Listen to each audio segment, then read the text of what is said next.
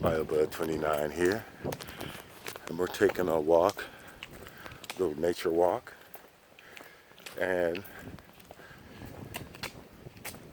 decided to pull out my phone and do a little filming to show you how Living Organics works in reality. This is Living Organics. Nobody's coming out here watering anything. Nobody's planting or nobody's laying down any fertilizers. And you can see a lot of what you'd see in a no-till garden or a Living Organics garden. For cannabis, you have, in some cases, you have a living ground cover, as we see right here.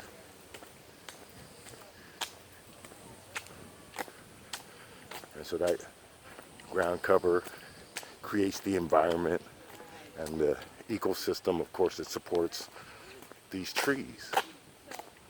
And you notice that's what we're doing. We're trying to grow trees. And you come down lower and you can see some of the root systems.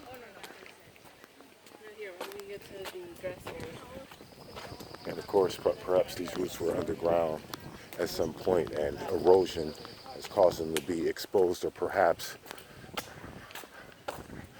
carving the trail exposed the roots. But as you can see, you basically see what you see in a no-till garden. And so, of course, there's everything from your bacteria, the fungus, protozoa, arthropods, and your larger predators, on up to everything up to deer and mountain lion.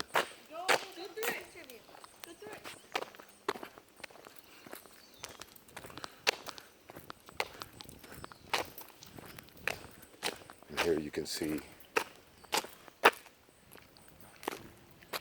dead leaves, which creates a different kind of mulch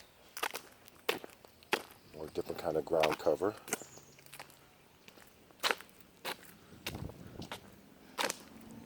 And you can see it kind of layered and organized.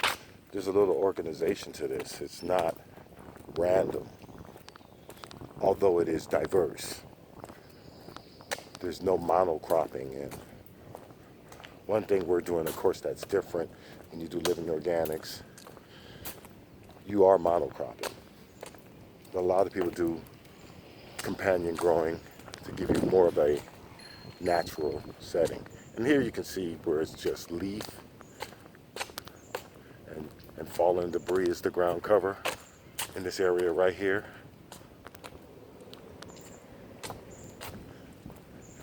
And even though this part of this trail is shaded most of the day, you still see that some plants thrive. And other plants, they grow for a while, then they die off, and it's all recycled. And nobody has to come down here and put down any Blue Planet nutrients or any advanced nutrients or any earth juice or nectar for the gods or anything else. Yet you see the trees are flourishing.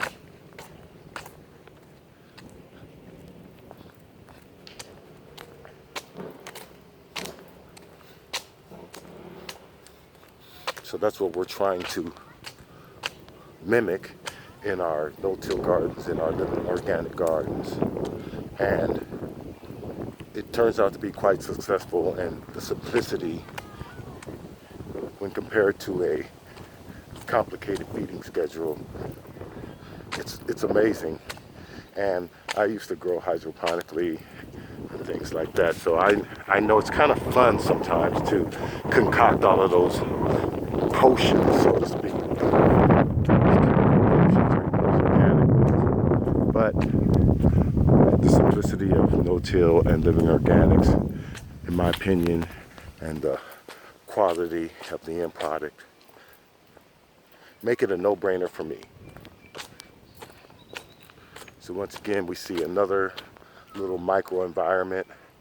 We have a thicker ground cover, which is shrubbery and flowers, flowering bushes, and once again you have the trees as the top of the plant kingdom.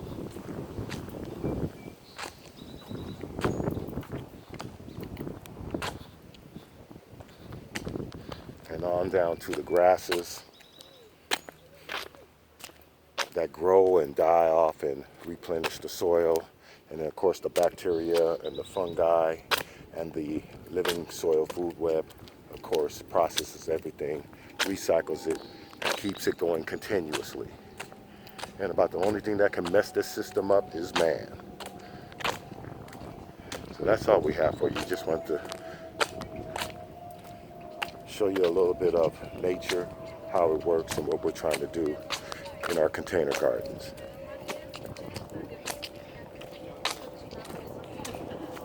This is BioLiving Organics, and I'm BioBird29. And I'm out.